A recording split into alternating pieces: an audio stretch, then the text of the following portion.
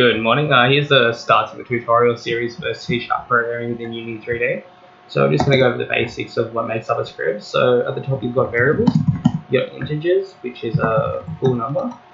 You've got you start off by declaring its public, its type, which is an integer, and then a number, and then a semicolon, and that's how you write a variable, and that's used to store information in. So it could be a score or something, and that's the number that you edit. You've got floats, which are like points, or score, so you get like equals 0.5 and sorts. You've got booleans, which are true or false statements, say alive. And so what happens here is you've got functions down below, and say we write one called void die.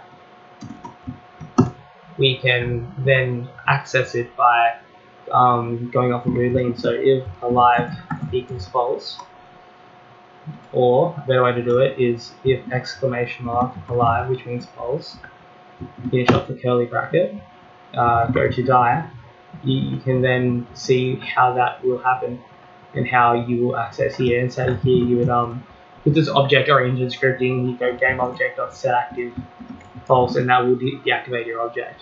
So all you need now is a way for it to happen. So we go if score is under 0, curly bracket, alive equals false. And just like here, you can see a simple sort of help script happening, and how you can get your player to be living or dying. And basically that's all programming is. You have your script, you have your variables, and then you have your functions and what calls your functions. And that's pretty much how a script is made up. And in Unity3d you just go right click, create a C# script, and then name my script, or whatever you're programming. So the next one we'll get into I suppose the different sort of functions and all this, but that's a really quick way to sort of see how programming works. And it's all, if you put it there, it will work. So if you want something to always call, actually I'll get into it on the next one. Hope you enjoyed.